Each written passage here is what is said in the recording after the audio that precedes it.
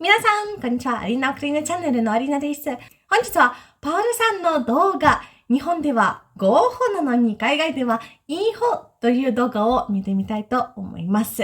面白いかどうか一緒に確認しましょう。動画を見る前に、いつも私の動画をご覧いただき、パトロンしてくれて、YouTube スポンサーやスープセンスやご費あげてくれる人、本当にありがとうございます。では、早速ですが、見に行きましょう。 1. Age of consent.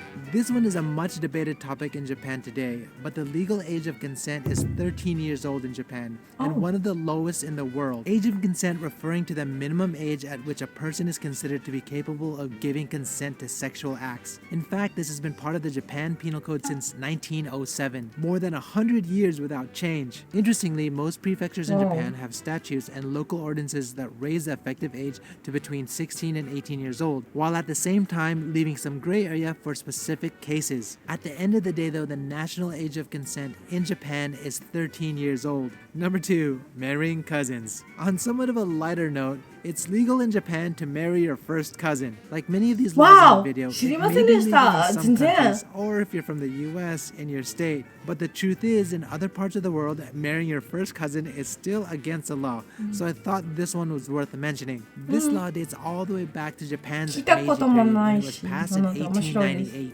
It's common enough in Japan that there's a word for it, itoko-kon. In fact, there have been many famous and well-known people in Japan who have married their first cousin. For example, Japan's 56th Prime Minister, who's the grandfather of Japan's more recent Prime Minister, Abe, was married to his first cousin. There were even 2 Prime Ministers after him who were also married to their first cousin. One of the reasons for this law was to allow families to keep their wealth within their family. Fortunately, for those living in Japan today who also want to legally spend the rest of their life with their first cousin, Japan is all for it. Number 3, defamation. So this is an interesting one. In Japan, you can sue someone for defamation if they damage your honor, aka public image, even if the statements are true. This one kind of blew my mind since I'm from the US, and we understand defamation to be the oral or written communication of a false statement about another that unjustly harms their reputation and usually constitutes a tort or crime. But in Japan, hurting someone's honor or even hurting a company's honor is protected by law, despite the statements being true. I should note though that many laws in Japan leave a lot of gray area, but the main 3 criteria for defamation in Japan is 1. The statement is shared with the general public. 2. It reveals specific facts whether true or not. And 3. Damages one's honor, either socially, their value, or how they value themselves. So for example, telling your coworkers or the public that your married boss is having an affair with someone, even though it's completely true, is considered defamation in Japan. Even online statements, if the 3 previously mentioned criteria are met, can be considered defamation. There are exceptions though, such that you're stating facts about public interest or you're a whistleblower to expose company fraud. But at the end of the day, the Japanese law is to protect individuals and companies from malicious actors that intend to do their honor or image harm. Here are 2 examples that actually happened in Japan. Case 1, in 2018, a person was having an affair and it was posted on social media by a third party. Although the affair was happening, the person sued the third party for defamation. The Tokyo District Court judged for the plaintiff and was awarded 100,000 yen, about $820 today. And case 2, a quasi-rape incident occurred in an event circle. Quasi-rape by Japanese definition is a crime of committing sexual intercourse, anal intercourse, oral sex with another who's passed out under the influence of such as alcohol and lost consciousness to resist or was not able to resist. A magazine published an anonymous report about the incident without giving the subject's real name. In this case, although the incident happened and the subject was anonymous in the report, the court still awarded for the subject, as it was judged that the subject could be identified by judging the totality of the circumstances, and received a total of 4.4 million yen for defamation damages, about $36,000. Maybe not necessarily illegal around the world, but I thought this one was worth mentioning. So yeah, if you're in Japan and someone's talking that shit, you may be able to do something about it. Number 4.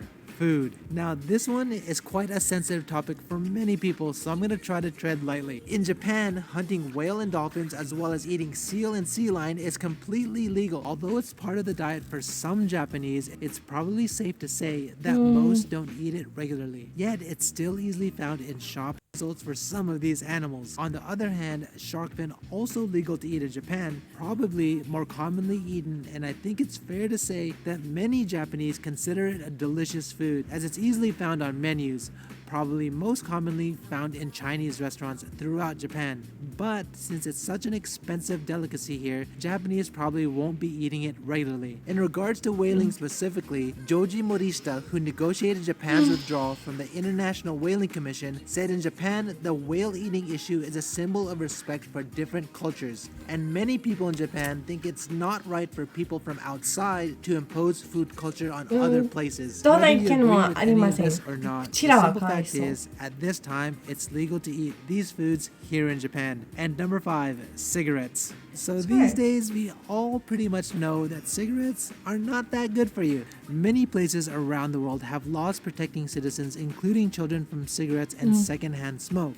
But Japan, although not there yet, is slowly catching up. There are still things that you can do legally here in Japan when it comes to cigarettes that aren't necessarily legal in other parts of the world. In Japan, you can still buy cigarettes from vending machines. Granted, you have a TASPO photo ID card and you're of age. Also, although most indoor smoking as of 2020 has been prohibited, you can still smoke in hotel rooms, cigar bars, and even some small-sized restaurants and bars that were open before April 2020. I don't know though. I feel like there's still a lot of restaurants and bars all throughout Japan that were open before 2020. Either way, Japan is still a long way from where it was just a few years ago. レストランにも大 When きいと思いま wherever す。 you went indoors, you can まあ、い pretty る。 much smoke なん inside. かレストランに比べていろんなレストランがありそうですね。ありがとうございます。いやー、そうなんですね。なんか、タバコのこととか、なんか気にしませんでした。でも面白かった。皆さん、自分のルールに関してどう思いますか？自分の意見とかぜひコメントしてください。ウクライナでは、まあ、特にキーウと見れば、タバコはあまりもう人気ではないです。アイコスが人気ですが、タバコはあまり、なんか、そういうレストランがあまり見ないし、他になんか、外でタバコを吸うのは本当に今は少ないです。まあ前と比べて本当に少ないです。で、その他のルールと見れば、肉とか魚は全然は、まあ他の世界と、まあ他のヨーロッパの国と同じような気がします。そう、禁止されているものはとは全然ないです。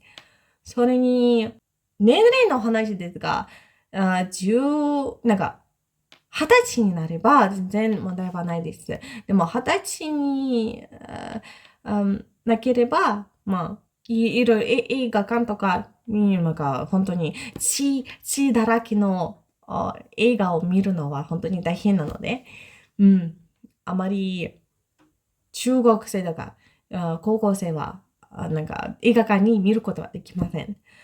そういうこともあります。でも、大体面白いルールを聞きましたので。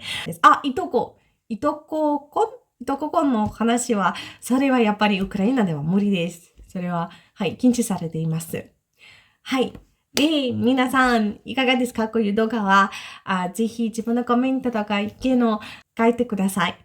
後で私が全部読みます。今日の動画を見ていただいて本当にありがとうございます。動画を楽しんで見てくれると本当に嬉しいです。動画がよろしければぜひチャンネル登録も、ライクボタンもよろしくお願いいたします。くれぐれもご自愛のほどお祈りいたします。では、また次の動画でお会いしましょう。バイバイ、元気でね。